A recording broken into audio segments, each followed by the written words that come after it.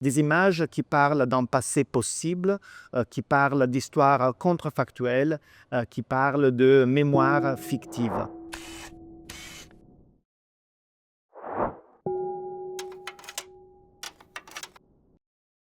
Je suis Antonio Somaini, le commissaire général de l'exposition Le Monde selon l'IA au Jeu de Paume à Paris. Nous entrons dans la 7e section de l'exposition qui a pour titre « Dans les espaces latents de l'histoire ». Or, si tout modèle d'IA générative au terme de son entraînement a créé son espace latent, c'est-à-dire cette vaste matrice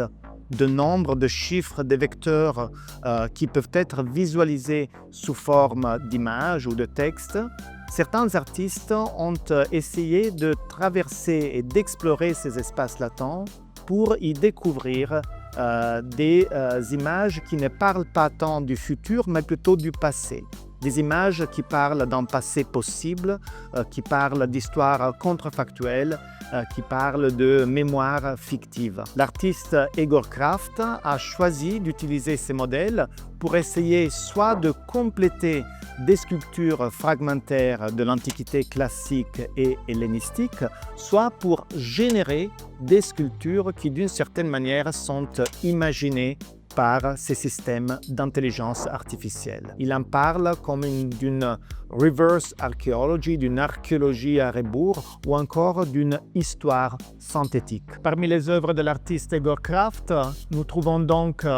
des modèles d'IA qui essayent de réparer des objets fragmentaires du passé, de revenir à leur état originel, ou encore des objets qui sont issus de l'IA, mais qui deviennent une sorte d'antiquité imaginaire, une antiquité produite par l'IA. Dans cette capsule temporelle, nous avons mis cette œuvre d'Egor Kraft en relation avec toute une tradition qui traverse l'histoire de l'art et de l'archéologie, et une tradition qui, dans certains cas, essayait d'imaginer, de visualiser comment les ruines du passé étaient avant de tomber en ruine, donc des vues de Rome qui essayent de rétablir